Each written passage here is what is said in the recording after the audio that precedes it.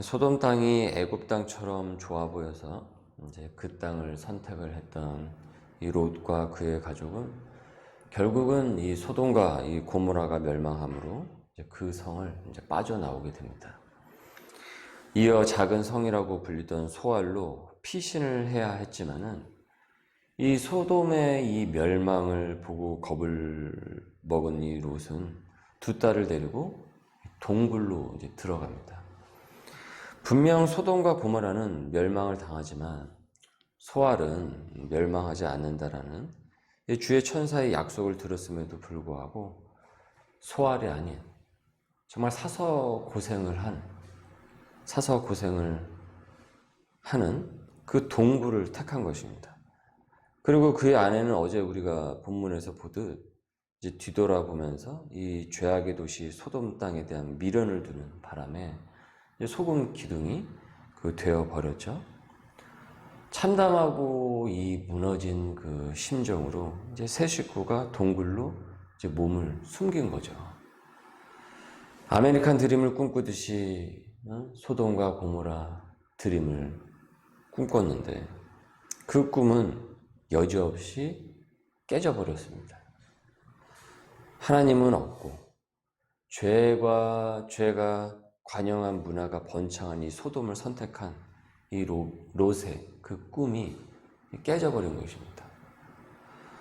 우리가 각자 여러분 꿈을 꾸면서 이렇게 살겠다 저렇게 살겠다라고 그 꿈을 꾸면서 살지만은 실은 크리스찬은 만약에 그 꿈이 세상으로 온 꿈이라고 한다면은 여지없이 그 꿈을 미리 깰 수 있어야 됩니다. 그래서 꿈 깨라라고 하죠. 꿈 깨라. 꿈에서 깨야 됩니다. 그 꿈이 하나님으로부터 온 소명이기보다는 세상에서 주입된 그 야망의 꿈이기 때문에 그렇습니다. 롯은 애굽처럼 좋아 보였기 때문에 소돔과 고모라를 소돔 땅을 선택을 했던 것입니다. 그 꿈이 깨졌어야 되는데 애굽에서 나오면서 깨졌어야 되는데 여전히 그 꿈에서 깨질 않았어요. 그리고 소돔 땅에서 이제 깨게 되었던 것이죠. 번창한 도시에 살던 롯은 이제 노트에 나오듯이 하루아침에 이 원시적 동굴 생활을 하는 이 원시인이나 이제 다름없는 신사가 되었습니다. 아무도 없습니다. 그 먹을 것을 구하기도 힘듭니다. 축축하고 이 어두운 동굴 속에서 벌벌 떨면서 이 세 식구가 지내는 것입니다. 정말 기가 막히죠. 그리고 두 딸이 충격적인 일을 벌입니다. 31절에 큰딸이 작은딸에게 이르되 우리 아버지는 늙으셨고 온 세상의 도리를 따라 우리의 배필이 될 사람이 이 땅에는 없으니 우리가 우리 아버지에게서 술을 마시게 하고 동침하여 우리 아버지로 말미암아 후손을 이어가자 하고 후손을 잇고자 아버지 롯에게 술을 먹여서 두 딸이 번갈아 가면서 동침한 사건이 일어난 것입니다. 소돔 땅을 선택했던 그의 치명적인 잘못에 다시 그의 식구는 아브라함의 또 그 기도 가운데서 다행히 살아날 그 기회를 잡았단 말이죠. 그래서 다시 새롭게 출발할 수 있는 기회가 있었어요. 소알에서 다시 시작하면 되는 것입니다. 하지만 그의 가정은 좀채 새 출발을 할 수 있는 가정이 아니었어요. 그의 롯의 아내는 여전히 소돔의 미련을 두어서 뒤돌아보는 그 행위를 함으로써 소금 기둥이 되어버렸고 롯은 소알로 피신을 하면 될 것을 하나님을 불신을 하고 그 두려움만 공포만 간직한 채로 또다시 자기 성정대로 또다시 자기의 나오는 그 생각에서 그냥 급진적으로 나오게 되는 그런 생각대로 자기 성정대로 동굴로 들어가 버리는 거죠. 극단적인 거죠. 지금 이 동굴로 들어갔다라는 것은 지금 롯이 극단적으로 극단적인 생활을 지금 선택을 해버린 것입니다. 그래서 그 상황을 더 악화시켜버렸습니다. 아주. 그의 두 딸은 소돔에서 지내는 동안 그 문화에서 자라며 익숙했습니다. 그래서 여기 지금 큰딸이 아이디어를 내기를 31절에 큰딸이 작은딸에게 이르되 우리 아버지는 늙으셨고 온 세상의 도리를 따라 라고 했죠. 온 세상의 도리를 따라. 지금 여기서 얘기하고 있는 큰딸이 얘기하고 있는 이 세상의 도리, 온 세상의 도리가 어떤 세상의 도리를 얘기를 하는 것이겠습니까? 하나님의 말씀의 도리를 얘기를 하는 것이겠습니까? 신앙의 도리를 얘기하고 있는 것일까요? 믿음의 도리를 얘기하고 있는 것입니까? 아닙니다. 그 소돔 땅에서 배운 그 세상의 문화의 그 도리를 얘기를 하고 있는 것이에요.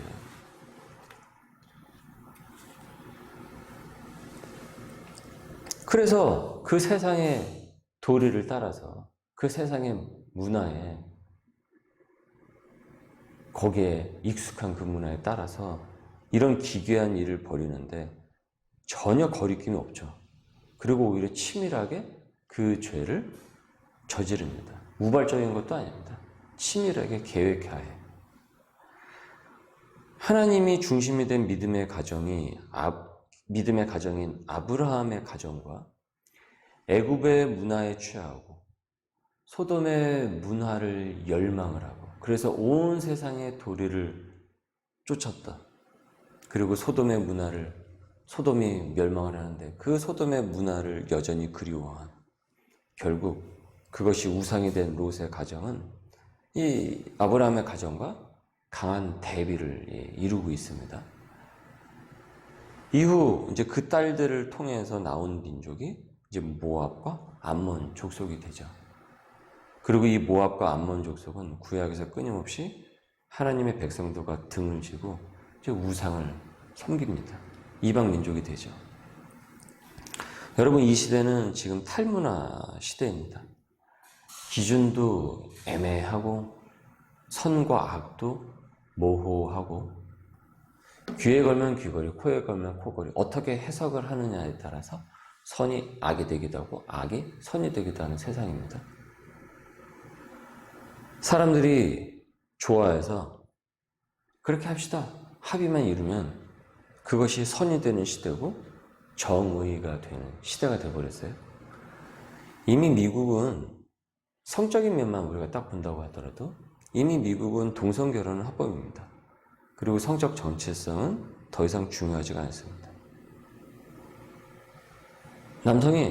남성도 좋아할 수 있고 여성도 좋아할 수 있고 이런 양성애적인 부분도 이제는 온전히 다 흡수하는 지금 세상이 되어버렸습니다. 디즈니 세계관에서 이미 아이들에게 가랑비에 옷 젖듯이 이런 세계관들은 끊임없이 이제 주입이 되기 시작을 했고 이미 여러분도 이제 좀 깨어있는 부모님들은 눈치를 채실 거예요.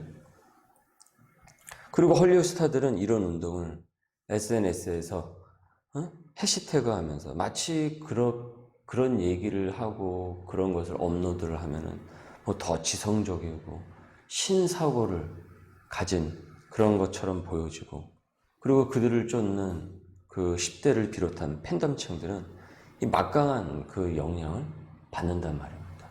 그러니까 이 온 세상의 그 도리가 그런 식으로 지금 이 시대의 문화에 전반적으로 넓혀져 있습니다.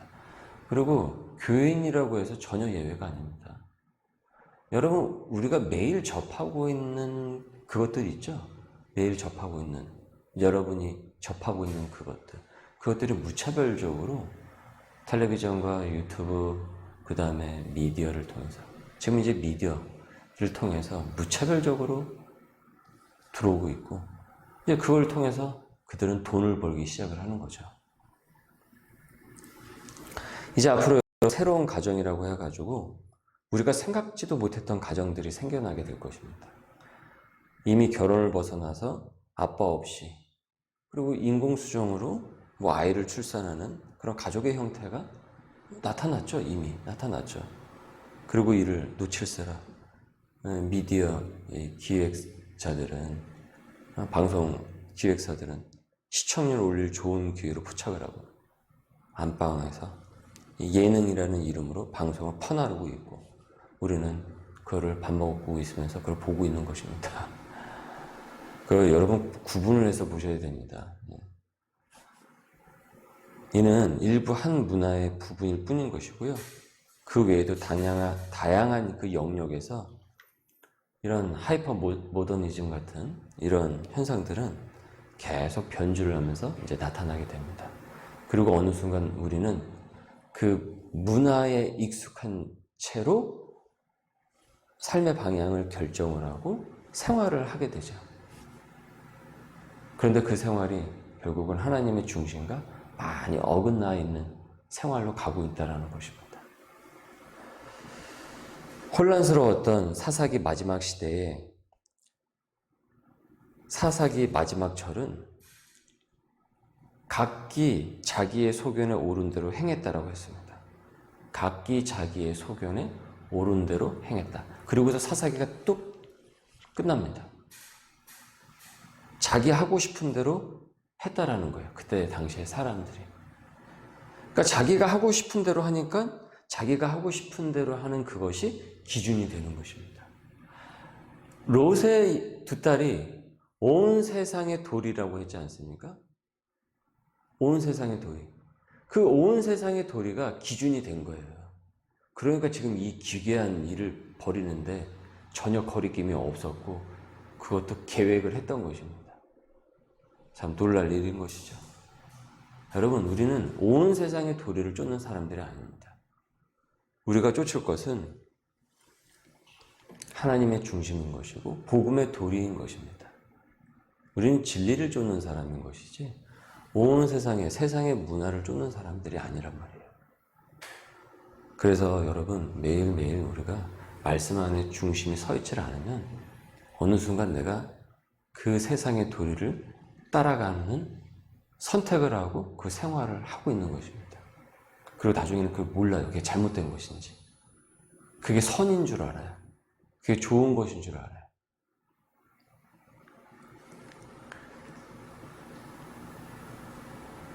롯을 여러분 보십시오.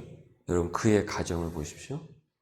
이 가정은 하고 싶은 대로만 산 가정이었습니다. 그렇죠? 하고 싶은 대로 살았죠?